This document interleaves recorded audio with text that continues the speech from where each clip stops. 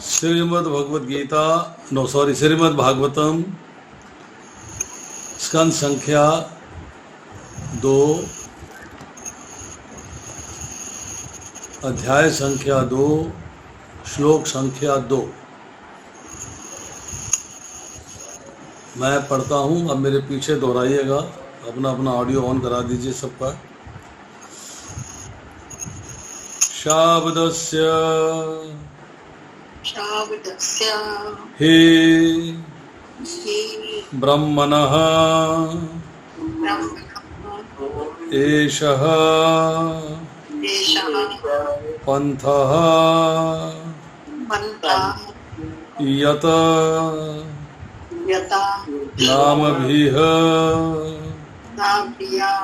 ध्यायति धीः अपार्थे परिभ्रमण तत्र न विदन्ते अर्थान् मायामये वासनाया शयानः। श्लोक पढ़ता हूँ, ध्यानपूर्वक मेरे पीछे दोहराइएगा। शाब्दस्य हि ब्रह्मण एष पन्तः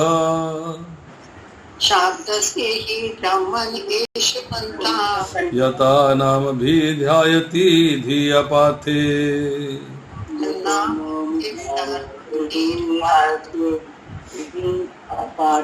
परिभ्रमन् तत्र न विदन्ते अर्थान्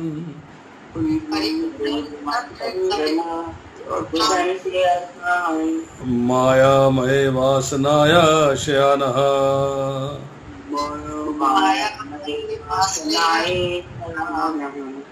कोई दोहराना चाहेगा?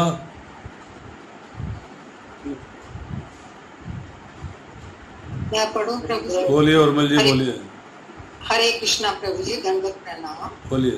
शाब्दस्य हि ब्रह्मन् एष पन्था यन्ना अभिव्याति धीर पार्थे परिभ्रमस्तत्र न विन्दते अर्थान् मायामये वासनया शयानः। हरे कृष्णा।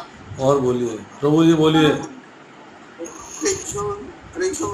शाब्दस्य हि ब्रह्मन् एष पन्था यन्ना अभिव्याति धीर पार्थे तत्र में विद्यते अर्थान् मायामये वासनया शयानः। Very good. और कोई?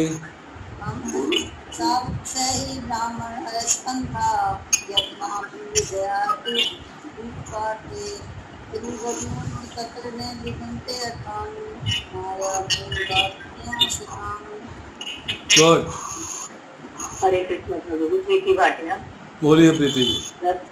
शब्दस्य हि ब्राह्मण एष पन्था यत् नमाभिध्यायति अपार्थे परिभ्रमः तत्र न विद्यन्ते अर्थान् मायामये वासनाय शयानः। Very good. और कोई? चलिए, मैं शब्दार्थ पढ़ता हूँ, मेरे पीछे दोहराइएगा। शाब्दस्य, बोलिए।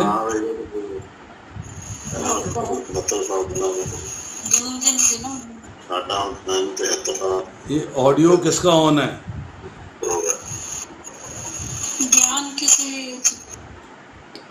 मेरे पीछे दोहराइए। शाब्दस्य वैदिक ध्वनि का ही निश्चय ही ब्रह्मणः वेदों का एषः ये पंथः मार्ग यत जो है नाम भी है विभिन्न नामों से विभिन्न नामों से ध्यायति ध्यान ध्यान करता है, ध्यान करता है, धीह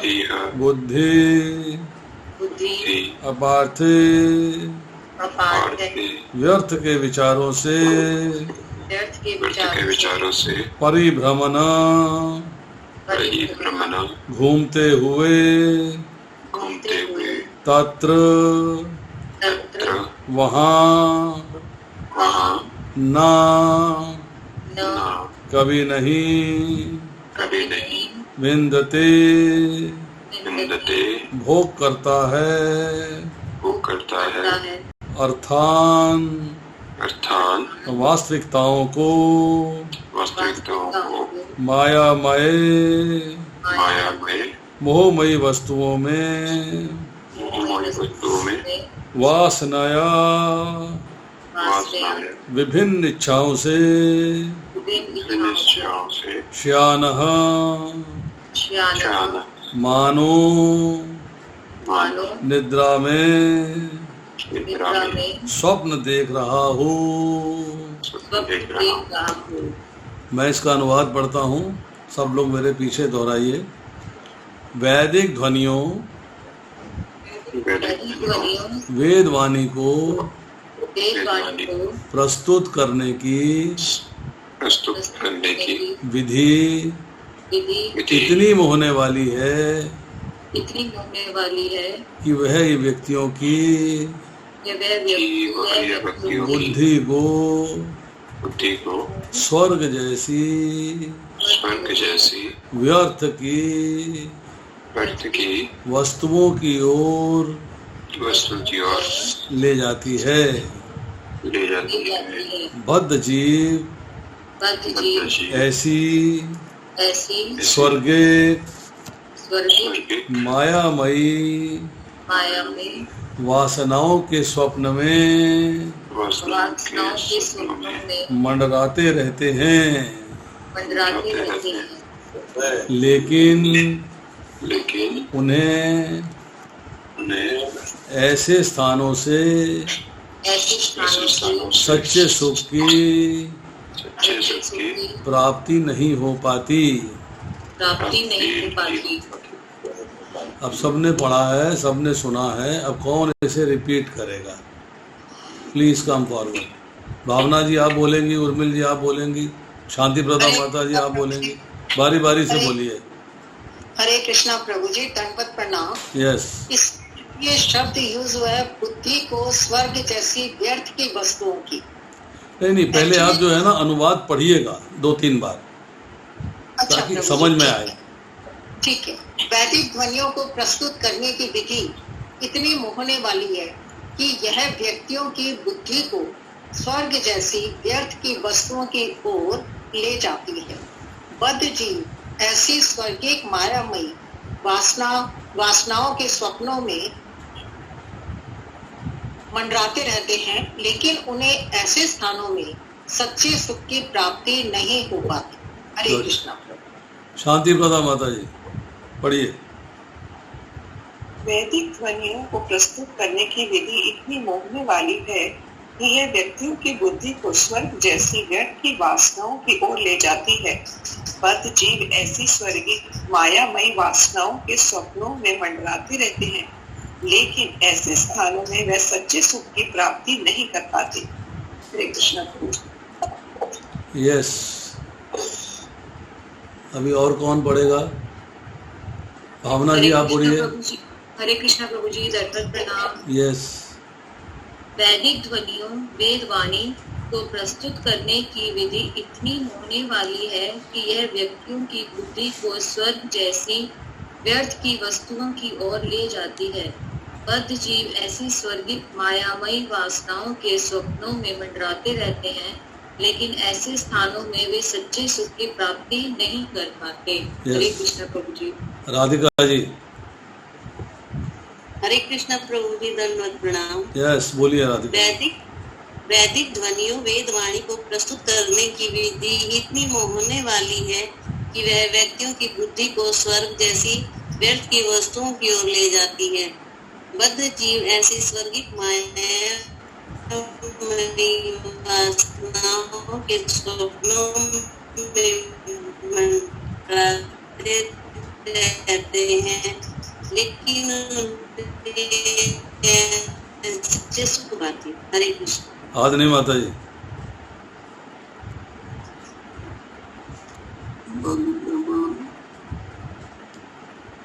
बोलिए।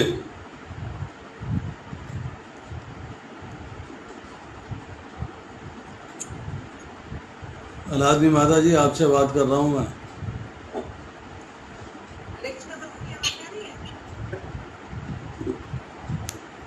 चलिए, आप नहीं बोल पा रही हैं तो हम इस अनुवाद को समझने का प्रयास करते हैं। पहली 2 लाइनें हैं, वैदिक ध्वनियों वेद वाणी को प्रस्तुत करने की विधि इतनी मोहने वाली है कि वह व्यक्तियों की बुद्धि को स्वर्ग जैसी व्यर्थ की वस्तुओं की ओर ले जाती है। तो सबसे पहली बात तो है कि वैदिक ध्वनि क्या है, इसके बारे में बताएं, अर्थात वेदों के बारे में थोड़ी सी चर्चा करें कि वेद क्या है और उनमें क्या ज्ञान दिया हुआ है। बताइए।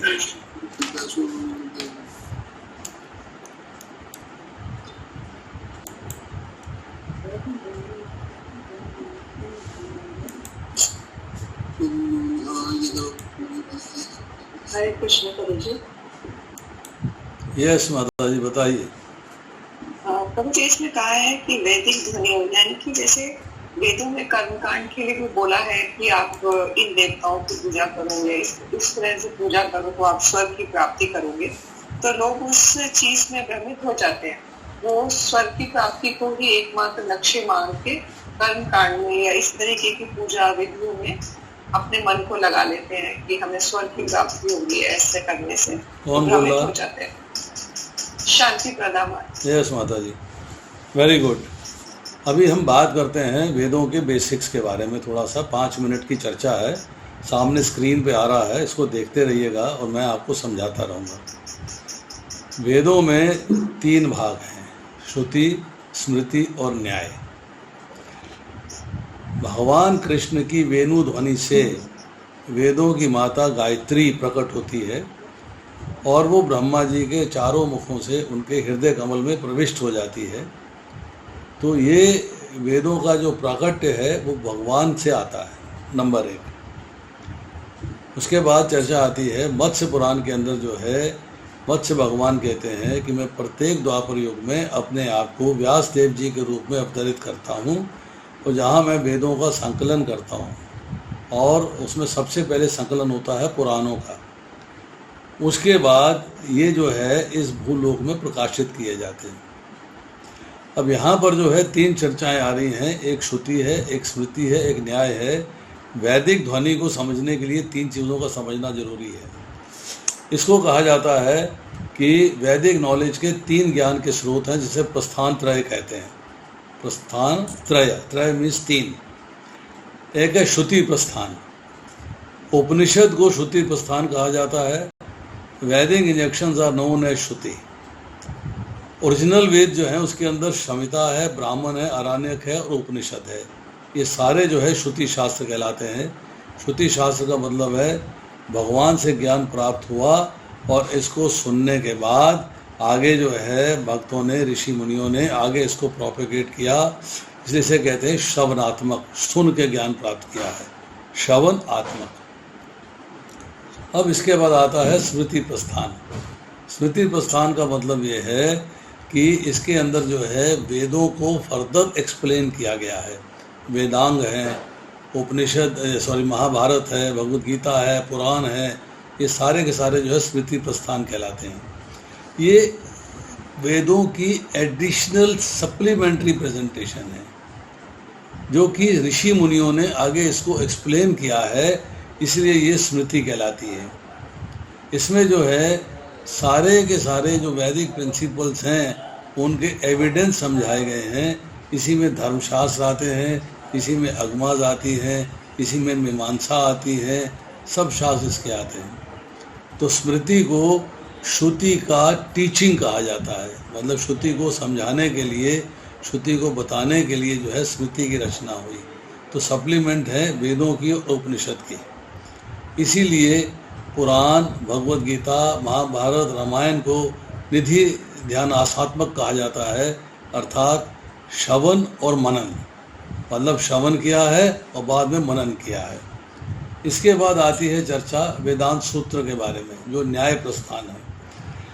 वेदांत सूत्र जो है सारे के सारे वैदिक नॉलेज को एक सूत्र में, मतलब एक सूत्र जो है ऑलमोस्ट ऑल पूरे अध्याय के बराबर है, पूरे श्लोक के बराबर है, पूरे अध्याय के बराबर है। और अल्टीमेट गोल जो लाइफ का है, वेदांत सूत्र से पता लगता है आपको लेजिटिमेट लॉजिक और आर्गूमेंट, उससे जो है आप ज्ञान प्राप्त करते हो। क्योंकि इसमें आप मनन करते हो, इसे मनात्मक कहा जाता है। स्मृति एंड न्याय कन्फर्म करते हैं जो चीज़ें श्रुति में कही गई हैं, जो वेदों में बताई गई हैं। अब आती है थोड़ी सी चर्चा, ज़्यादा डिटेल नहीं करेंगे, सिर्फ 2-4 लाइनें बोलेंगे इसके अंदर, समझेंगे कि हर एक वेद जो है उसके अंदर 4 डिविजन्स हैं। सबसे पहले एक ही वेद था जिसका नाम था यजुर्वेद था। उसके बाद इसकी ग्रेजुअली जो है डिविजन्स हुए। ग्रेजुअल डिविजन्स के अंदर यजुर्वेद से आपके सामवेद आया, ऋग्वेद आया और अथर्ववेद आया। अब ऋग्वेद के अंदर जो है 5 शाखाएं हैं, सामवेद में 12 शाखाएं हैं, यजुर्वेद में 86 शाखाएं हैं और अथर्ववेद में 9 शाखाएं हैं। ऋग्वेद की जिम्मेदारी दी गई इसको एक्सप्लेन करने के लिए, बताने के लिए पैल ऋषि को। सामवेद की जिम्मेदारी मिली जैमिनी ऋषि को। यजुर्वेद की जिम्मेदारी मिली वैशंपायन ऋषि को और अथर्ववेद की जिम्मेदारी मिली अंगिरा ऋषि को। और चारों वेदों की सम्मिलित जिम्मेदारी मिली शौनक ऋषि को। टोटल वेदों के अंदर 1130 ब्रांचेस हैं। ऋग्वेद में 21, यजुर्वेद में 100, सामवेद में 1000 और अथर्ववेद में 9। और हर ब्रांच के अंदर 4 सब डिविजन्स हैं। अब डिविजन्स क्या हैं वो समझ लीजिएगा यहाँ पे। एक है संहिता, दूसरी है ब्राह्मण, तीसरी है आरण्यक और चौथी है उपनिषद। संहिता के अंदर मंत्र हैं, ब्राह्मण में कर्मकांड के सारे सिस्टम्स दिए हुए हैं, आरण्यक में थियोलॉजी मतलब जो काम हमने किया है और जो आगे करना चाहिए उसको एक्सप्लेन किया हुआ है। अरण्य का मतलब वानप्रस्थों के लिए है, अरण्य मतलब होता वन, जो वन में प्रस्थान कर जाते हैं उनके लिए है। और उपनिषद है, फिलॉसफी है, सारे वेदों को फिलॉसफिकली डिस्कस किया गया है। अब संहिता के अंदर जो है ये लिखी गई हैं, इनको बताया गया है कि वैदिक सिविलाइजेशन के 3 ऑर्डर्स लाइफ जो है फॉरेस्ट में रहते हैं, ओनली गृहस्था जो है वो सिटीज़ में रहते हैं। तो उनके लिए जो है गृहस्थों के लिए हाइम्स मतलब संहिता की रचना हुई। ब्राह्मण है रिचुअल्स, जो हम कर्म कांड करते हैं, इसमें रिचुअलिस्टिक टेक्स्ट हैं। इसके अंदर आपको बताया गया है कि आपकी ड्यूटीज़ क्या हैं, आपको क्या करना चाहिए, क्या नहीं करना चाहिए। ये जो शहर में रहने वाले लोग हैं, गांव में रहने वाले लोग हैं, उनके लिए इन ग्रंथों की रचना करी गई है, जिससे कि वो ज्ञान प्राप्त करके अपने जीवन को भगवत प्राप्ति के मार्ग में लगा सकें। ये कर्म कांड की प्योरिटी बताते हैं। अब इसके बाद ब्राह्मण पोर्शन के 2 हिस्से हैं, एक कर्म कांड है, दूसरा ज्ञान कांड है। अब यहाँ थोड़ी सी चर्चा करते हैं कि अगर वेदों के अंदर 1 लाख श्लोक हैं तो उसके अंदर से 80,000 श्लोक ऐसे हैं जो कि कर्म कांड के हैं और 16,000 श्लोक ऐसे हैं जो कि ज्ञान कांड के हैं और 4 लाख श्लोक ऐसे हैं जो कि 4,000, 80,000, 16,000 और 4,000 श्लोक ऐसे हैं जो कि उपासना कांड के हैं। तो कर्म कांड के अंदर जो है व्यक्ति, जैसे अभी माता जी बता रही थी, कर्म कांड में व्यक्ति मोहित हो जाता है। जैसे कि भगवान जो है भगवद गीता में कहते हैं 42वें और 43वें श्लोक में 2 अध्याय के, अल्पज्ञानी मनुष्य वेदों के उन अलंकारमय शब्दों के प्रति अत्यधिक आसक्त रहते हैं जो स्वर्ग की प्राप्ति, अच्छे जन्म, शक्ति आदि के विविध सकाम करने की संस्तुति करते हैं।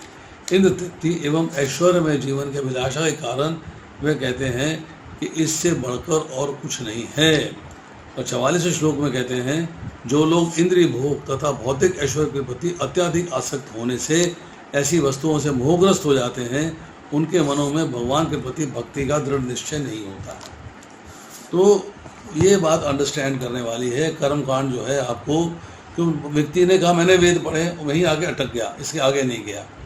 अब अरण्यक के अंदर जो है रेगुलेटेड नॉलेज है, जो वन में लोग रहेंगे उनके लिए क्या होना चाहिए, फॉरेस्ट के ज्ञान दिया गया है, ब्राह्मणों की और जो हमने संहिता पढ़ी उसके सप्लीमेंट्स हैं। इससे पता लगता है कि आपने क्या किया है और क्या आगे करना चाहिए। उसके बाद ये आती है ब्राह्मण, ये जो आता है जो अरण्यक्ष हैं, ये आते हैं वानप्रस्थों के लिए। उसके बाद आते हैं उपनिषद। उप मीन्स नीचे, निषाद मीन्स बैठ के ज्ञान प्राप्त करना। तो ये जो है कंक्लूडिंग पोर्शन है वेदास के। 220 टोटल उपनिषद थे, आज 108 अवेलेबल हैं। इसमें ब्रह्म विद्या दी गई है, अध्यात्म विद्या दी गई है, और इसमें जो है ज्ञान कांड है वेदों का, ज्ञान कांड। ये ट्रांसेंडेंटल लाइफ की बिगिनिंग है। छांदोग्य उपनिषद जो है बिगिनिंग है वेदांत का, और इसका अंत होता है श्रीमद् भागवतम में। तो 4 पार्ट जो वेदास के हैं, वे इनको जो है 4 वर्णों से हम कर सकते हैं। संहिता जो है ब्रह्मचारी के लिए है, ब्राह्मणस ग्रस्तों के लिए है, अरण्य वानप्रस्थों के लिए है, उपनिषद सन्यासियों के लिए है। अब इसके बाद जो है हम चर्चा करेंगे इस अनुवाद में आगे। एक पोर्शन हमने किया कि वैदिक ध्वनियों के बारे में जाना। अब दूसरी बात हमने यहाँ पे जान ली कि व्यक्ति की बुद्धि को स्वर्ग जैसी व्यर्थ की वस्तुओं की ओर ले जाती है। इसको एक्सप्लेन करिए। Who will like to speak on this? एक लाइन में। हरे कृष्णा प्रभु जी, उर्मिल माता जी बोल रही हूँ। बोलिए। जहाँ पर जो बताया गया है कि स्वर्ग जैसी व्यर्थ की, स्वर्ग लोग जो है उसमें सुख ऐश्वर्य तो सारे हैं, लेकिन वो टेम्परेरी है, क्योंकि जब मनुष्य के पुण्य पूरे हो जाते हैं, भोग लेता है, तो उसको भौतिक जगत में दोबारा आना पड़ता है, और उसको जन्म मृत्यु जरा व्याधि के चक्कर में दोबारा जो है उसी में कष्टों को भोगना पड़ता है। तो वहाँ पर सुख जो है वो टेम्परेरी है। इसलिए जो हमारा एम होना चाहिए वो भगवान के धाम को जाने का है, ना कि स्वर्ग की प्राप्ति कर। हरे कृष्णा प्रभु। आपने ठीक बोला। भगवत गीता के 9वें अध्याय का 21वां श्लोक बताते हैं। ये 20वें 21वें श्लोक में चर्चा आई है, जो वेदों का अध्ययन करते तथा सोमरस का पान करते हैं, वे स्वर्ग प्राप्ति की गवेषणा करते हुए अप्रत्यक्ष रूप से मेरी पूजा करते हैं। वे पाप कर्मों से शुद्ध होकर पवित्र इंद्र के स्वर्गिक धाम में जन्म लेते हैं, जहाँ वे देवताओं सा आनंद भोगते हैं। स्वर्ग लोग तो चले गए। इस प्रकार जब वे उपासक विस्तृत स्वर्गिक इंद्र सुख को भोग लेते हैं, तो उनके पुण्य कर्मों के फल क्षीण हो जाते हैं, तो इस मृत्यु लोक में पुनः लौट आते हैं। तो पुनः लौट के आना, इसका मतलब है कि व्यर्थ की वस्तु है, काम की वस्तु नहीं है। काम की वस्तु है, आपको पुनः लौट के ना आना पड़े। वो कहाँ होगा? वो भगवत धाम होगा। अब इसके बाद है अगली लाइन। इनके ऊपर, इन 2 लाइनों के ऊपर और कोई कुछ कहना चाहता है? Anybody else want to speak something?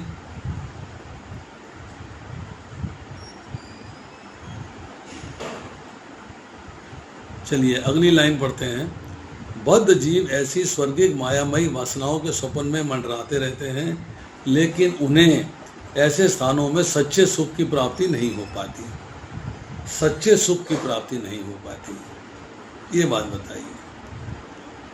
स्वर्गिक मायामयी वासनाएं मतलब स्वर्ग लोक की आनंद की प्राप्ति के लिए मंडराते रहते हैं, ट्राई करते रहते हैं, फिलैंथ्रोपिक एक्टिविटीज़ करते हैं। पंखे लगवा दिए मंदिर में तो ऊपर नाम लिखवा दिया, मंदिर बनवा दिया तो सामने नाम लिखवा दिया, ईंट लगवा दी तो उस पर नाम लिखवा दिया, भगवान को ज्वेलरी अर्पित कर दी, उसका अपना नाम अनाउंस करवा दिया। मतलब वो लोग जो है भगवान की सेवा में तो लगते हैं, परंतु अपनी जो है महिमा मंडन भी साथ करना चाहते हैं। तो ये मायामय वासनाओं के स्वप्न में मंडराते हैं, पर सच्चे सुख की प्राप्ति नहीं हो पाती। इसके बारे में बताइए। प्रीति माता जी, शांति प्रदा माता जी, उर्मिल माता जी, कौन बताएगा? आदित्य प्रभु जी, स्वीटी भाटिया। बोलिए। सच्चा सुख तो प्रभु जी वो बताया ना कि भाई भगवान है, वरना अन्यथा तो आप जो भौतिक चीजों से जुड़े रहेंगे, बच्ची चीज जो भौतिक चीजों से जुड़ा रहता है और भौतिक कर्मों में लगा रहता है। आज वो चीज है उसकी हमें अच्छा लग रहा है, कल वो चीज नहीं, हम दुखी हो गए। तो इसमें सुख, कुछ चीज के प्रति सुख तो हमें क्या मिला? कुछ नहीं मिला। सुख और दुख के बीच में चलते रहे। तो मतलब सच्चा सुख तो हमें भगवान में मिलेगा, भगवान को चरणों में मिलेगा, ये बताने का इसमें प्रयत्न किया गया है कि जैसे एक सपने में हमें कोई चीज मिलती है, हमें लगता है कि हम बहुत खुश हो जाते हैं। जब सपना टूटता है तो हमें लगता है ये चीज तो है ही नहीं, तो फिर हम मतलब परेशान होते हैं। तो मतलब इससे सपने, मतलब जो मुझे समझ में आया, सपने से ये तुलना की गई। चलिए, हरे कृष्णा प्रभु जी, दंडवत प्रणाम। बोलिए माता जी। उर्मिल माता जी बोल रही। प्रभु जी, हमें जो ये मनुष्य योनि मिली है ना, 84 लाख योनियों में घूमने के बाद ये जो मनुष्य योनि मिली है, ये भौतिक जगत की तो सेवा करने के लिए मिली है, लेकिन हमारा जो भौतिक जगत की नहीं, भौतिक जगत में भगवान की सेवा करने के लिए मिली है। ठीक है प्रभु जी, की नहीं। तो हमारा जो मेन उद्देश्य है, हम भगवान के धाम से आए हैं और हमें भगवान के धाम में ही वापस जाना है। तो हमें इस तरीके के कार्य करने हैं जो कि हम अपने इंद्रिय तृप्ति के लिए ना करके भगवान की प्रसन्नता के लिए करें और भगवान से अपना कनेक्शन बनाकर दिव्य भगवान की दिव्यमय सेवा में संलग्न होकर भगवान से हम अपना प्रेम बढ़ाएं। और ये तभी हो सकता है जब हम इस भौतिक जगत की जो आसक्ति है कि अपने आप को, सबसे पहला पॉइंट ये है, हम अपने आप को शरीर मान के बैठे। हम आत्मा है, शरीर नहीं। क्योंकि जितने ये द्वंद्वी जोड़े हैं, सुख दुख, लाभ हानि, गर्मी सर्दी, मान अपमान, ये सब शरीर को भासते। और क्योंकि हमने अपने आप को शरीर माना हुआ है, इसलिए हम दुखों से घिरे रहते हैं। अपने आप को आत्मा मानकर आत्मा परमात्मा का कनेक्शन बनाना है। ऐसे कार्य करने हैं जिससे भगवान को प्रसन्न हो, भगवान की इंद्रिय तृप्ति के लिए, ना कि अपनी इंद्रिय तृप्ति के लिए। भगवान को सेंटर में रख के हम प्रत्येक कार्य को करें, तभी हम भगवान के धाम में जा सकते हैं। और वहां पर जो है सच्चा सुख है, टेम्परेरी नहीं है। क्यों है वहाँ सच्चा सुख? क्यों है? प्रश्न ये है। क्योंकि प्रभु जी ऐसा है कि हमारी जो सारी आसक्ति होती है ना, वो हम इस जगत से खत्म कर देते हैं, अपने आप को आत्मा मानते हैं और वहां जाके हमें भगवान का संग मिलता है। हर चीज वहाँ परमानेंट है, कुछ भी टेम्परेरी नहीं। सुनिए, हरे कृष्णा प्रभु। और कोई कहना चाहेगा? हरे कृष्णा प्रभु जी, yes. प्रणाम। बोलिए। दो लाइन में खत्म करूंगा। प्रभु जी, हमारा प्रभु से विमुख हुआ है सेवा ना करना। अपने अंदर अहम आ गया कि हमारी सेवा होनी चाहिए, तो अब यही रहेगा कि हम प्रभु की सेवा तो नहीं कर सकते, लेकिन जो प्रभु ने सेवा दी है किसी भी रूप में, वो सेवा एक बिल्कुल सच के तहत करें।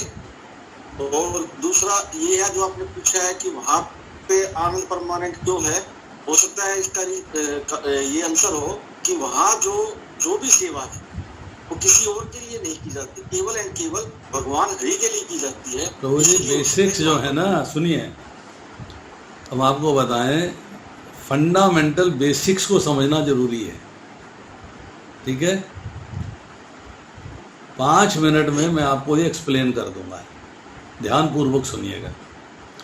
भगवान भगवत गीता में कहते हैं, नास्ति बुद्धि युक्तस्य न च युक्तस्य भावना न च अभावते शांति अशांतस्य कुतः सुखम्। कृष्ण भावना भावित होकर जो भगवान से संबंधित नहीं है, उसका मन वश में नहीं होता। मन वश में नहीं होता तो बुद्धि स्थिर नहीं होती, दिव्य नहीं होती। बुद्धि स्थिर नहीं होती है तो उसके बिना शांति नहीं मिलती है। शांति नहीं मिलती है तो उसके बिना सुख कैसे मिलेगा?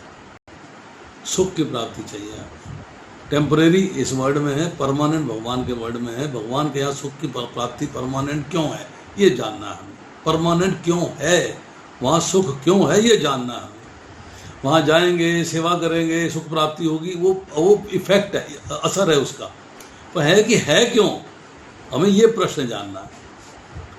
वहाँ पे सुख मिलेगा, आनंद होगा, भगवान की इंद्रियों को प्रसन्न करेंगे, वहाँ भगवान के धाम चले जाएंगे, वहाँ पे हमें सुख की प्राप्ति हो जाएगी। पर सवाल है सुख वहाँ पे क्यों है, यहाँ क्यों नहीं है, वहाँ क्यों नहीं है, ये बात हमको जाननी है। इसके लिए भगवान फिर बताते हैं, मामुपेत्या पुनर्जन्म दुखाल्यम अशाश्वतम नाब्रुवंती महात्मना समसिद्धिम परमांगता।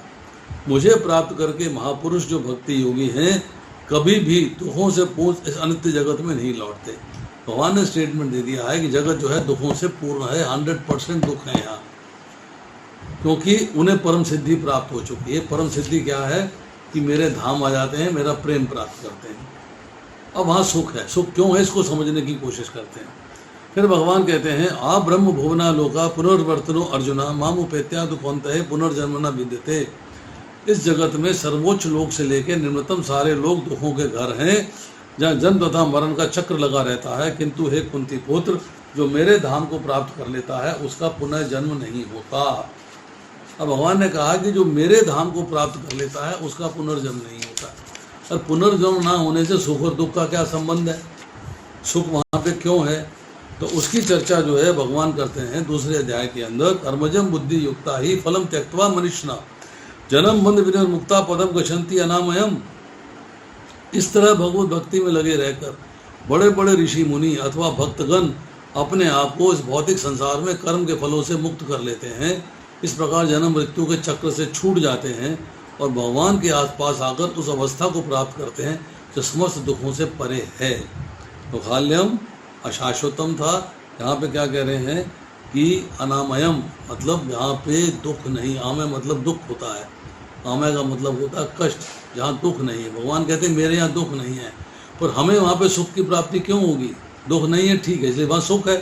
बट उसके लिए एक पॉइंट और समझना है कि व्यक्ति को आनंद अपने ही घर में मिलता है, पराये घर में नहीं।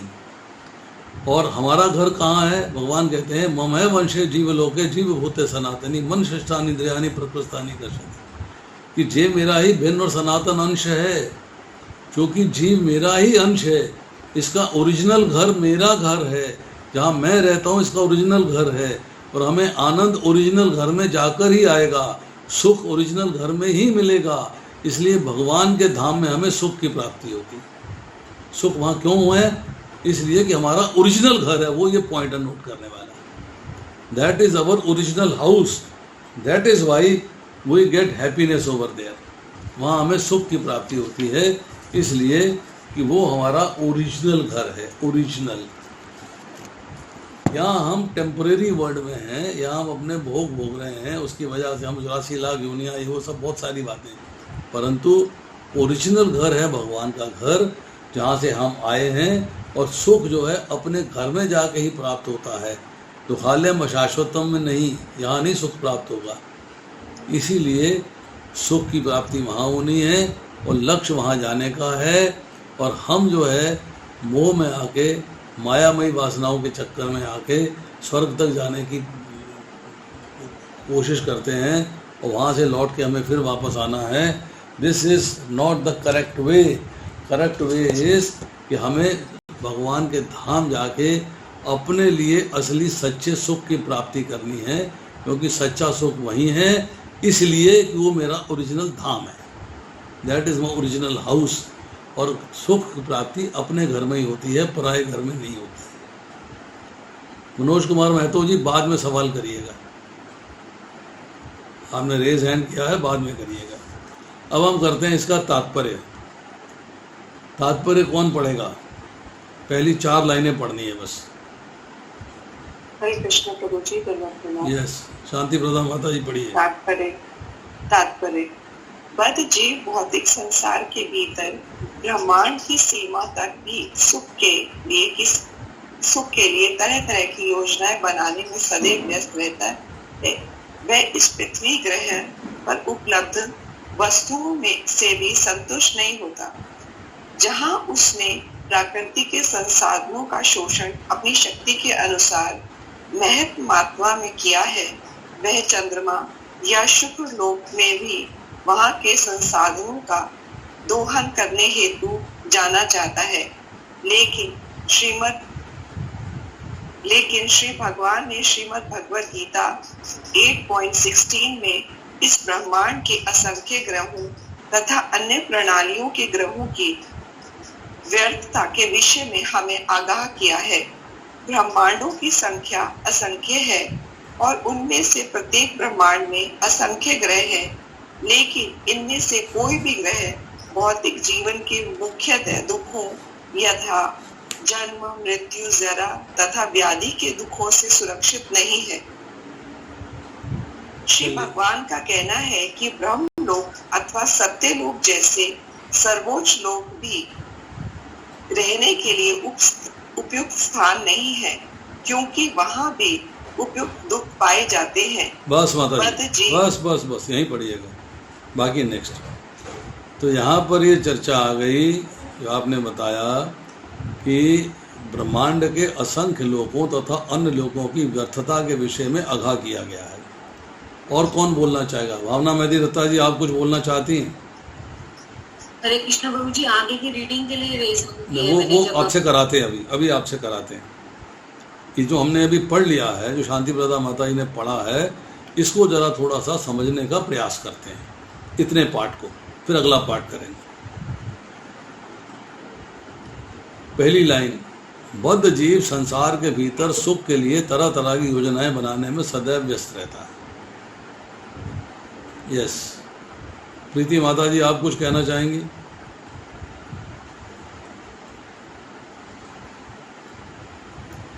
हरे कृष्णा प्रभु जी। हाँ जी प्रभु जी, यही है कि हम अपने प्लानिंग करते रहते हैं लाइफ में चीजों की, कि आगे हमें क्या करना है, कल हम अपने बच्चे के लिए क्या करेंगे। हम जो डेली बेसिस पर हम अपनी प्लानिंग बनाते रहते हैं।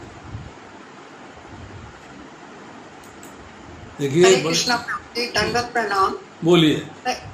इसमें प्रभु जी ये बताया गया है कि हम इस भौतिक जगत में प्लानिंग तो अपनी बहुत करते हैं, लेकिन इसमें ब्रह्मांडों की संख्या भी अनेक है, उसमें असंख्य लोग भी हैं, सर्व मतलब पाताल लोग नीचे भी हैं, ऊपर भी हैं, पृथ्वी तो हमारी बीच में है। तो स्वर्ग लोक तक भी जो है वहां पर सुख की प्राप्ति नहीं है। हम कितनी भी कोशिश कर लें, किसी भी लोक में स्वर्ग तक हम चले जाएं, लेकिन वहां से भी हमें वापिस ही इस भौतिक जगत में आना पड़ेगा और जन्म मृत्यु जरा व्याधि के चक्कर में पड़ना पड़ेगा। तो ये कोई अकलमंदी नहीं है हमारे लिए कि हम ऐसी इच्छाओं को पाल के रखें जिससे कि हम स्वर्ग लोक तक जा सकें। हरे कृष्णा। चलिए, शैलजा जी, आप कुछ कहना चाहती हैं? हरे कृष्णा प्रभु जी। यस प्रभु जी, इसके अंदर ये बताया कि ब्रह्मांड एक भी क्या कहते हैं निम्न लोक से लेकर उच्चतर ब्रह्म लोक तक बहुत सारे हैं ब्रह्मांड, पर असली सुख हमें कहीं नहीं मिलेगा, चाहे हम कितनी प्लानिंग कर लें, कितनी योजनाएं बना लेते हैं। हम सोचते ये कर ले हम सुखी हो जाएंगे। हम दिन पर दिन यही सोचते रहते हैं कि ये आज ये काम हो जाए, आज ये नौकरी मिल जाए, आज ये हो जाए, ये हो जाए। ऐसा करते करते हम थक जाएंगे, पर हमें सुख नहीं मिलेगा।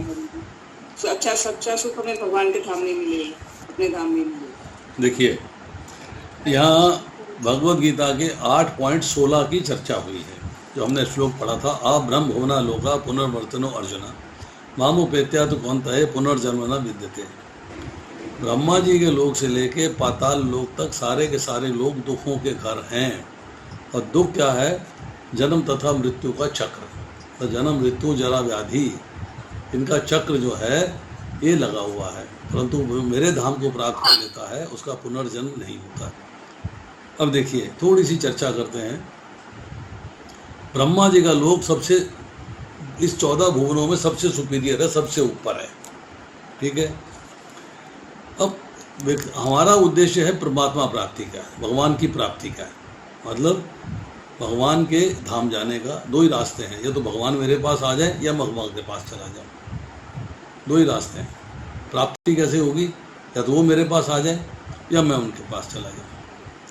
अब मैं उनके पास चला जाऊँ तो क्या होता है कि मैंने बड़ी कोशिश करी, बड़ी मेहनत करी, बड़ी तपस्या करी, बड़े मैंने कृष्ण भावनामृत में आ गया, मैंने सब कार्य कर लिए, बट अंत काल में किसी सूक्ष्म, मतलब बहुत ही माइन्यूट सूक्ष्म भोग वासना के कारण मैं योग से विचलित हो गया। 6ठे अध्याय में इसकी चर्चा आती है, फिर 8वें अध्याय में चर्चा आती। ब्रह्मलोक तक तो चला गया, परंतु वहां से लौट कर आके मुझे फिर से शुद्ध श्रीमान के घर में जन्म लेना है।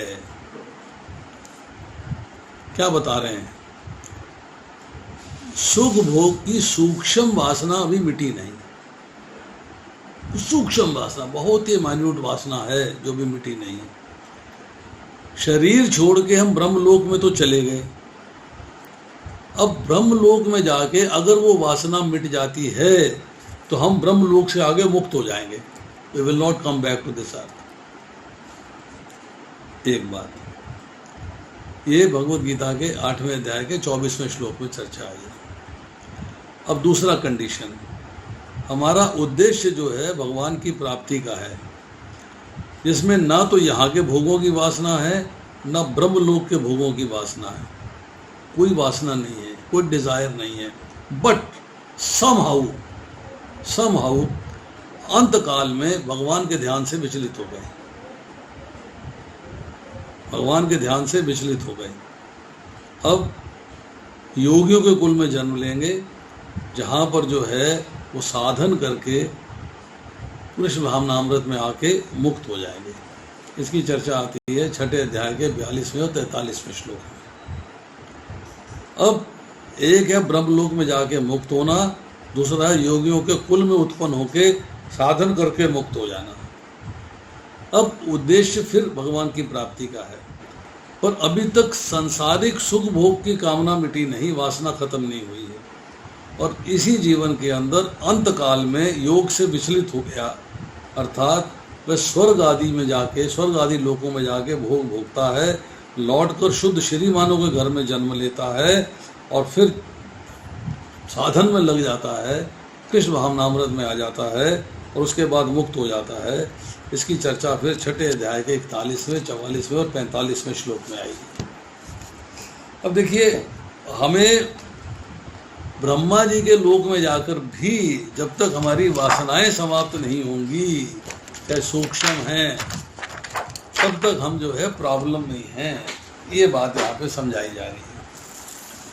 अब इसके बाद बताया कि ब्रह्मांडों की संख्या अनेक है, ये बात आपने समझ ली, और हर एक में दुख है, हर एक ब्रह्मांड में जन्म मृत्यु जरा व्याधि का दुख है, कोई इससे बचा हुआ नहीं है। अब अभी माता जी ने हाथ खड़ा किया था, अगला वाला पार्ट जो है परपट का, उसको पढ़ेंगे। बोलिए भावना मेरी दत्ता जी, बोलिए। कृष्ण प्रभु जी, बद्ध जीव सकाम कर्म के नियमों से जकड़े हुए हैं, अतएव वे कभी ब्रह्मलोक जाते हैं तो पुनः पाताल लोक को लौट आते हैं, मानो झूले पर चढ़े हुए अज्ञानी बालक हो। असली सुख तो श्री भगवान के राज्य में है, जहाँ जीव को ये भौतिक कष्ट सहन नहीं करने होते। अतएव जीवों के लिए सकाम कर्म की वैदिक विद्या भ्रामक है। मनुष्य इस देश में या अन्यत्र इस लोक में या दूसरे लोक में श्रेष्ठतर जीवन की कल्पना करता है, किंतु भौतिक विश्व में कहीं भी उसकी मौलिक इच्छा की पूर्ति, सच्चिदानंद रूप जीवन की पूर्ति नहीं हो पाती। बस माता जी, बस कृष्ण प्रभु जी, ये बात हम ऑलमोस्ट ऑल डिस्कस कर चुके हैं। अब कोई इसमें और कोई पॉइंट रिलेज करना चाहता है तो अपना बताएं, एक्सप्लेन करें, या उसको समझाएं, या हम समझाएं, या वो हमें समझाएं। बताइए कौन कुछ कहना चाहता है। ये आप समझाइए। अभी भावना जी आप समझाना कुछ बताना चाहती हैं? आपने पढ़ा है, कुछ बताना चाहती हैं आप? प्रभु जी, अभी तो सीख रही हूँ, लेकिन जो आपने बताया है नहीं समझ आ रहा है। अभी कुछ होगा तो मैं जरूर बताऊंगी। देखिए, मोटी बात क्या है जो यहाँ कही जा रही है कि बद्ध जीव जो है सकाम कर्म के नियमों से जकड़े हुए हैं। जब आपकी कंडीशनिंग हो गई, आप इस बंधन में आ गए, कर्म फल के बंधन में आ गए तो बद्ध जीव हैं आप। तो अब आपको जब ये शरीर की प्राप्ति होती है तो फिर आपको जो है डिज़ायर्स पैदा होती हैं। जब डिज़ायर्स पैदा हो ध्यायतो विषान पुंसा संग तेषु उपजायते संगात संजायते कामा कामात क्रोध विजायते, कि विषयों का चिंतन करने से आपकी विषयों में आसक्ति होती है। जब आसक्ति होती है तो कामना होती है, इच्छाएं होती हैं। जब इच्छाएं होती हैं तो कर्म होता है, और कर्म होता है तो फल होता है, और फल को भोगने के लिए फिर शरीर चाहिए। तो आप एक जाल में फंसते चले गए, एक विशियस साइकिल है, एक गोल चक्र में आप घूमते चले जा रहे हैं, उससे बाहर नहीं निकल पा रहे हैं। क्या होता है, मैं आपको उदाहरण देता हूँ। एक कमरा है, अंधकार है उसके अंदर, उसमें एक ही दरवाज़ा है। एक व्यक्ति उस दरवाजे के अंदर से बाहर निकलना चाहता है, उसके पास एक हाथ में लाठी है जिससे कि अंधेरे में चलता है देख देख के टकरा के, और दूसरे हाथ से उसने दीवार पकड़ी हुई है ताकि दीवार को समझ ले कि ये यहाँ दरवाज़ा आएगा, वहाँ से मैं बाहर निकल जाऊँगा। जैसे ही दरवाजे के पास पहुँचा, दीवार पकड़े उसके सर में खुजली हो गई, हाथ सर में चला गया, दरवाज़ा मिस हो गया, लाठी से टिकते टिकते दरवाज़ा पार कर गया। फिर कमरे का चक्कर लगा रहा है, फिर दोबारा दरवाजे तक पहुंचा, फिर सर में खुजली हो गई, फिर उसने जो है दरवाज़ा क्रॉस कर लिया। फिर तीसरी बार आया, दरवाजे तक पहुंचा, कमर में खुजली हो गई, फिर पहुंचा दरवाजे पे, बाजू में खुजली हो गई। मतलब वो ऐसे चक्र में फंस गया है कि उससे बाहर नहीं निकल सकता। हमारे साथ क्या हो रहा है कि हम जो है भगवत धाम जाने का प्रयास कर रहे हैं, हमें बात समझ में आ गई, परंतु संसारिक भोगों की खुजली हमें जो है भगवत धाम जाने का मार्ग अवरोधक बन जाती है, और हमें छोड़ना पड़ता है, और हम जो है भगवत धाम के जाने के मार्ग से विचलित हो जाते हैं। इस संसारिक भोगों की खुजली है, संसारिक भोगों को, भोग ऐश्वर्य को भोगने का जो विचार है वो हमें डिस्ट्रैक्ट करता है, डिस्टर्ब करता है, जिससे हम भगवान के धाम नहीं जा पाते। तो यहाँ पर हम जो है सकाम कर्म के नियमों से जुड़े हुए हैं। मैं भगवान के पास जाता हूँ, मैं रोज़ सवेरे ऑफिस जाने से पहले भगवान को प्रणाम करता हूँ। मैं मंदिर जाता हूँ, क्या करता हूँ, मंदिर जाके मैं भगवान से रिक्वेस्ट करता हूँ कि मेरे घर में सुख शांति आ जाए। मैं घर में जो मेरी कामनाएं हैं, मेरा बच्चा पास हो जाए, मेरी लड़के की शादी हो जाए, बहू अच्छी आ जाए, दामाद अच्छा मिल जाए, नौकरी अच्छी हो जाए, मकान बढ़िया बन जाए, हम भगवान के पास जाके सकाम कर्मों का अवलंबन करते हैं, उनको फॉलो करते हैं, भगवान से प्रार्थना करते हैं कि ये रही आपकी फीस और मेरा काम कर दीजिए, बस। मतलब हम आरती गाया करते थे शुरू में, मैं सेवक तू स्वामी, तो यहाँ भगवान से कहते हैं तू सेवक मैं स्वामी, क्योंकि स्वामी ने तो अपनी फीस, आपको पैसा दे दिया है, फल दे दिए हैं, मिठाई दे दी है, फूल दे दिए हैं, अब आप काम पे लग जाइए, अब मेरा काम कराइए। अगर आपके कमरे का पंखा खराब हो गया है, आपने किसी नौकर को बुलाया, पंखा ठीक कर दो, तो क्या करेगा वो, आपसे पैसे लेगा और आपका काम कर देगा। मतलब आप स्वामी हैं और वो सेवक है। यहाँ भगवान के मंदिर जाते हैं, भगवान को देते हैं, फल देते हैं, फूल देते हैं, मिठाई देते हैं, भंडारा देते हैं, प्रचार में खर्चा कर देते हैं, और भगवान से कुछ मांग लेते हैं। तो बद्ध जीव जो है सकाम कर्म के नियमों से जकड़ा हुआ है। दूसरी बात, ब्रह्म लोक जाना, पाताल लोक आना, इसकी हम चर्चा कर चुके हैं। असली सुख भगवत धाम में है, ये भी हम बता चुके हैं कि जहाँ जीव को संसारिक कष्ट नहीं, अनामयम, अनामयम मतलब वहाँ पे कष्ट नहीं होते। अतः जीवों के लिए सकाम कर्म की वैदिक विधियाँ भ्रामक हैं, उस भ्रम में नहीं पड़ना चाहिए। आपको वेदों के उपासना कांड में जाना चाहिए, जब भगवान की उपासना करके आप भगवत धाम जा सकें। उसके बाद इस लोक में या दूसरे लोक में श्रेष्ठ जीवन की कल्पना करता है, किंतु संसार में कहीं भी उसकी असली इच्छा की पूर्ति, सच्चिदानंद रूप जीवन की पूर्ति नहीं हो पाती। सत्य चित आनंद यहाँ पर नहीं है, वो भगवान के धाम में ही है, तो यहाँ उसकी पूर्ति नहीं हो पाएगी। आप कोशिश कर लेंगे तब भी नहीं हो सकती, क्योंकि इस धाम को भगवान ने बता दिया है दुखाल्यम अशाश्वतम, ये दुखों से पूर्ण है। पूर्ण का मतलब होता है 100% दुख है, 100%। 0.111% भी जो है उसमें स्पेयर रहेगी जहाँ सुख हो। हाँ, सुख आते हैं, टेम्परेरी चले जाते हैं। रात को सोए बड़ा सुख है, गद्दा अच्छा है, एसी चल रहा है, कोई दिन की चिंता नहीं है, नींद बड़ी आ गई। सवेरे उठे, जैसी भौतिक प्रकृति के साथ आपका संसर्ग हुआ, दुखों की श्रृंखला शुरू हो गई। अरे आज तो गाड़ी पंक्चर है, ऑफिस कैसे जाएंगे, आज तो पानी की मोटर ख़राब है, पानी कैसे आएगा, नहाएंगे कैसे, टॉयलेट कैसे जाएंगे, अरे आज बच्चे को स्कूल छोड़ने जा रहा था, मैं लेट उठी हूँ, बच्चे को स्कूल नहीं छोड़ने जा पाते। जैसे ही भौतिक सृष्टि से संसर्ग बनता है, संबंध बनता है, वैसे वैसे दुख आने शुरू हो जाते हैं। चलिए, अब इसके बाद परपट का लास्ट पार्ट है। लास्ट पार्ट कौन पढ़ेगा? बोलिए, प्रीति माता जी आप पढ़िए।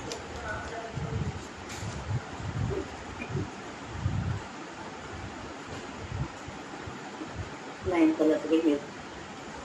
असली सुख तो भगवान के राज्य में है, तो जहाँ जीवों को ये भौतिक कष्ट सहन नहीं करने होते। अतः जीवों के लिए सकाम कर्म की वैदिक विद्या भ्रामक है।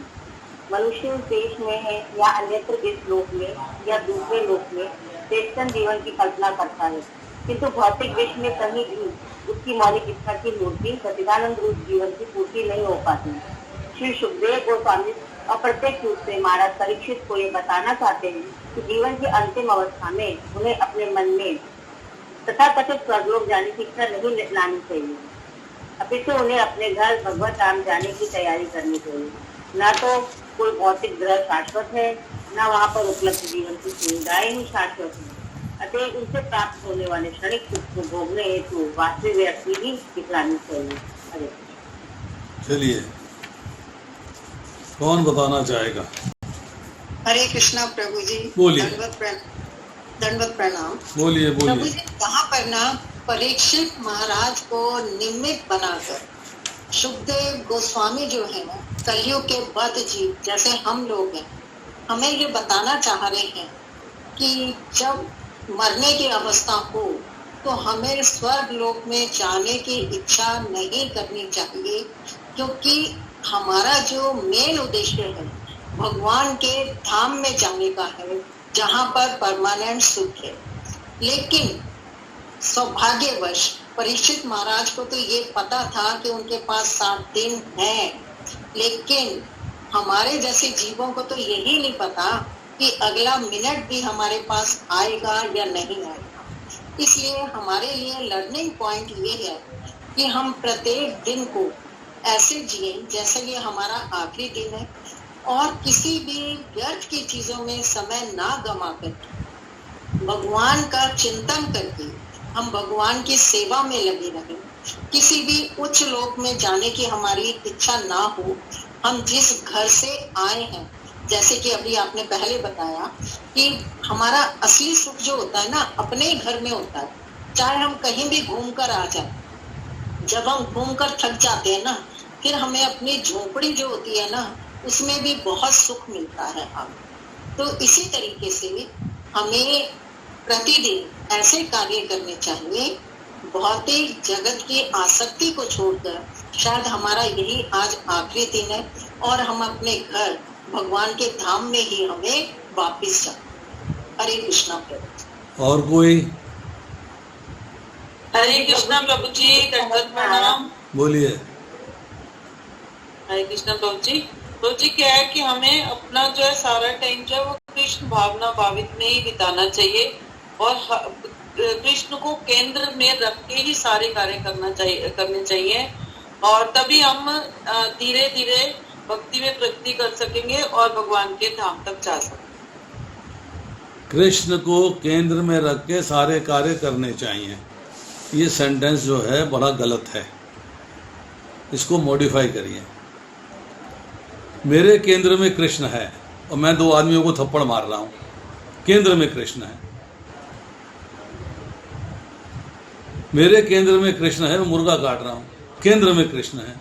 नहीं प्रभु जी, जब उसको मॉडिफाई भावित होएगा ना उसको भावित होएगा, कैसे मुर्गा काट देगा? उस सेंटेंस को मॉडिफाई करिए, फिर इसलिए सेंटेंस को मॉडिफाई करिए। मैं कृष्ण को सुनिए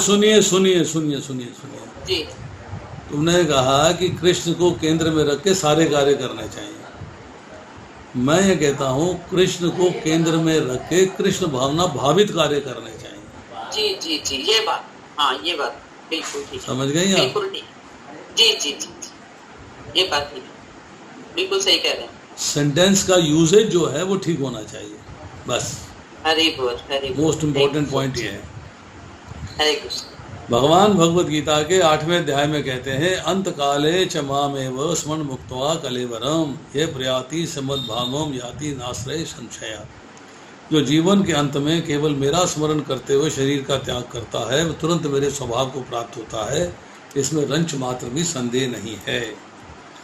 और फिर अगले श्लोक में कहते हैं, यम यम व्यापी स्मरण भावम त्यजन्ते कलेवरम तम तम वैति कौन्तेय सदा तद्भाव भाविता। हे कुंती पुत्र, शरीर त्यागते समय मनुष्य जिस जिस भाव का स्मरण करता है वह उस भाव को निश्चित रूप से प्राप्त होता है। तो जीवन के अंतिम समय में आपको भगवान का स्मरण करना है, ये आपको आर्ट सीखनी है। This you have to learn. पर हमने आर्ट सीखी परंतु फिर भी हम स्मरण नहीं कर पाए, we are not able to do it. तब क्या किया जाए? हम भगवान के धाम जाना चाहते हैं, हम कृष्णा भावित हो गए, कृष्ण भावना भावित हो गए, हम साधना कर रहे हैं, कृष्ण को केंद्र में रख के कृष्ण भावना भावित कार्य कर रहे हैं, सारे कृष्ण की प्रसन्नता के लिए कार्य कर रहे हैं, उनके आदेश के अनुसार कार्य कर रहे हैं, सब कार्य हो रहे हैं, परंतु अंत समय में भगवान का स्मरण नहीं कर पाए, बेहोश हैं, वेंटिलेटर पे पड़े हुए हैं, सडन एक्सीडेंट हुआ, पता जब से तब समझ में आया इससे पहले डेथ हो गया, तब क्या होगा? प्रभु जी, ये जो प्रश्न था धरती महारानी ने भगवान से किया था बरावतार में कि भगवान आप कहते हैं कि मरण काले माम एक शरणम की मृत्यु के टाइम जो मुझे मतलब मेरा स्मरण करेगा मुझे प्राप्त होगा, और यदि ऐसे सिचुएशन हो कि उसने सारी जिंदगी तो नाम लिया हो और जब उसकी मृत्यु है तो वो नाम ना ले सके, तो भगवान ने कहा कि मैं सबके हृदय में बैठा हुआ देखता रहता हूँ कि कौन क्या कर रहा है। अगर वो शुद्धता से कृष्ण भावना भावित कर्म में लगा हुआ है, हमारा जप करता है, 4 नियमों का पालन करता है, तो मैं उसके हृदय में वॉच करता रहता हूँ। जब वो स्थिति में नहीं होता तो मैं उसे अपने धाम तक पहुंचाता हूँ। हरे कृष्णा। ये बात मैं पहले बहुत सारे लेक्चर्स में बता चुका हूँ और मैंने इसके लिए श्लोक भी बताए हैं। माता जी ने सुना हुआ है ये पहले से, पर उन्होंने आधा बताया है, पूरा नहीं बताया। उन्होंने चर्चा जो है आधी करी है। हमें स्वर्गिक सुख की प्राप्ति नहीं करनी है, हमें भगवान के धाम जाना है। तो भगवान के धाम जाने के लिए भगवती वसुंधरा पृथ्वी जो है वरा भगवान से पूछती है कि जीवन के अंतिम समय में जब व्यक्ति सूखी हुई लकड़ी और पाषाण पत्थर की भांति निश्चेष्ट हो जाता है, आपका स्मरण करने में, नाम लेने में असमर्थ हो जाता है, कफ और वात आदि दोष उसे घेरे रहते हैं, छाती गुरगुर करती है, उसकी मति जो है, उसकी जो कॉन्शियसनेस है वो अनकॉन्शियस हो जाता है, कॉन्शियसनेस नहीं रहती है, तब उसकी गति क्या होती है, वो क्या करेगा? वरा भगवान उत्तर देते हैं, स्थिरे मनसी सुस्वस्थे शरीरे सती यो नरा धातु साम्ये स्थिते स्मरता विश्वरूपम श्याम भजनम ततस्तम प्रियमानम तो काष्ठपाषाण सन्निभम अहम स्मरामि मद्भक्तम नयामि परमां गतिम कब वातादि दोषे न मद्भक्तो न च माम स्मरेत् तस्या स्मरा अहम न चेत तद्घनो नास्ति मत्परा। कहते हैं कि जो भक्त स्वस्थ अवस्था में निरंतर मेरा स्मरण करता रहता है, कंटिन्यूसली, हमारे ही अनन्य चिंतो जंतो माम अनन्य चेता सत्यम जो तस्मात् सर्वेषु कालेषु सत्यम कीर्तो जंतो माम मन मना भव भक्तो। भगवान ने कहा कि तुम्हारे मन से मैं निकलना नहीं चाहिए, और स्वस्थ अवस्था में आप हमेशा भगवान को अपने स्मरण में रखे हुए हो, भगवान का चिंतन कर रहे हो। अब मरते समय जब उसे चेतना नहीं रहती, कफ वातादि दोषों के कारण यदि भक्त जो है मृत्यु के समय मेरा स्मरण नहीं कर सकता, सूखी हुई लकड़ी और पाषाण की भांति निश्चेष्ट पड़ा रहता है, तब मैं उसका स्मरण न करूं तो मुझसे ज़्यादा कृतघ्न एहसान फरामोश और कोई दूसरा नहीं होगा। इसलिए मैं उसका स्मरण करता हूं और उसे अपने धाम ले जाता हूं। मैं उसका स्मरण करता हूं और मैं उसे अपने धाम ले जाता हूं। ये भगवान की कमिटमेंट है। और सवाल ये है, कंडीशंस अप्लाई। कंडीशंस अप्लाई क्या है कि स्वस्थ अवस्था में हमें निरंतर भगवान का स्मरण करना चाहिए, कंटिन्यूअसली। ठीक है। अब एक महतो साहब का सवाल था, हाथ खड़ा था, वो पूछिए क्या पूछना चाहते हैं आप। स्क्रीन बंद कर दीजिए माता जी।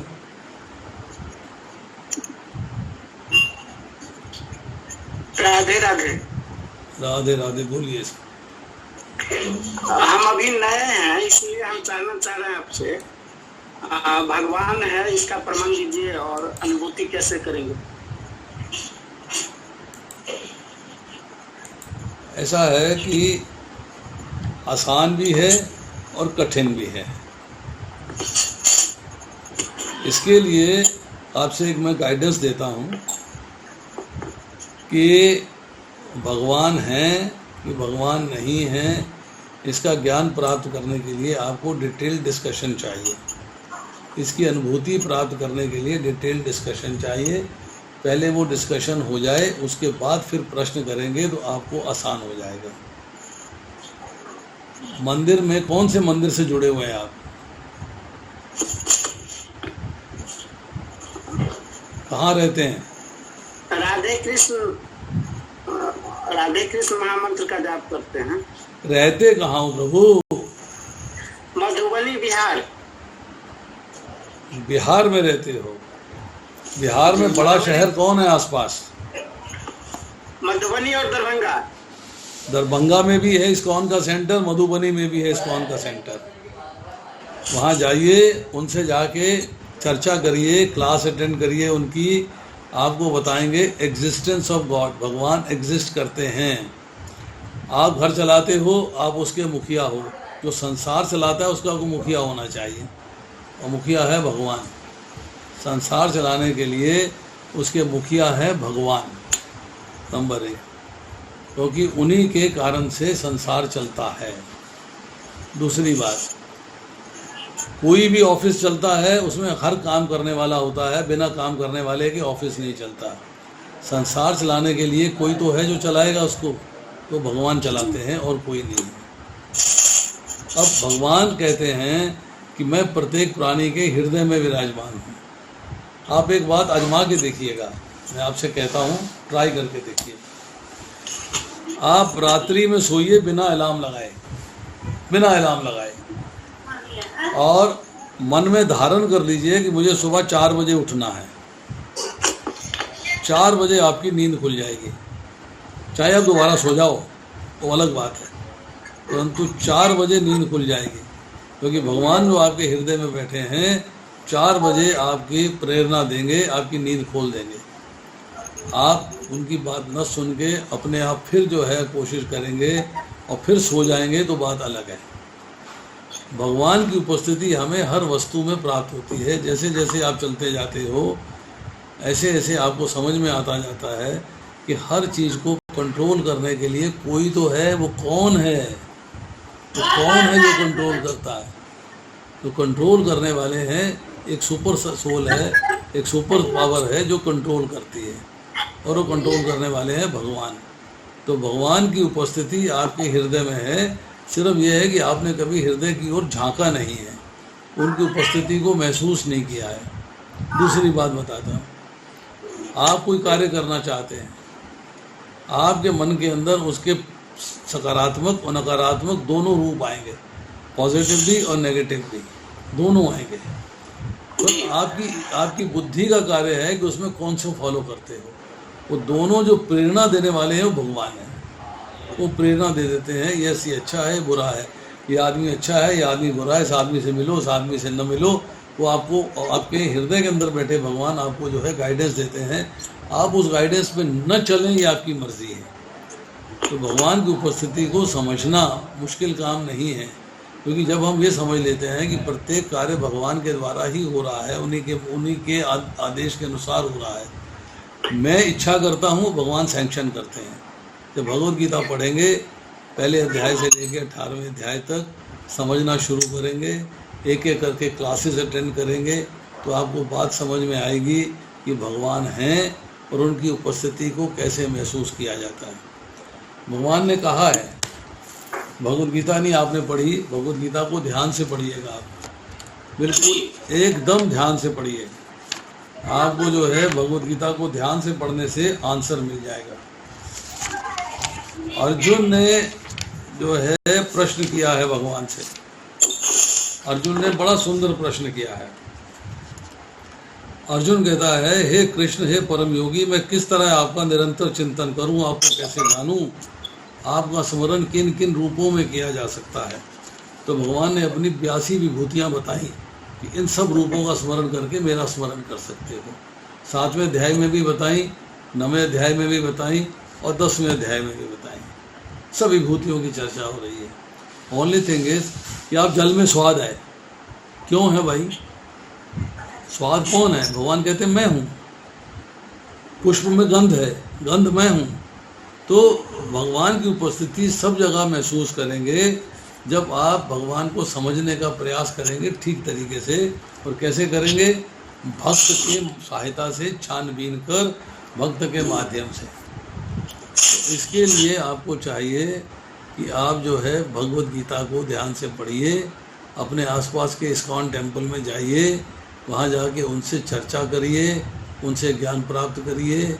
उनके छोटे छोटे कोर्स होते हैं, जैसे कि डिस्कवर योर सेल्फ, अपने बारे में ज्ञान प्राप्त करिएगा, भगवान के बारे में ज्ञान प्राप्त करिएगा, जीव, कर्म, प्रकृति, काल, ईश्वर, इनके बारे में जब ज्ञान प्राप्त करेंगे तब आपको भगवान की उपस्थिति महसूस होना शुरू हो जाएगी।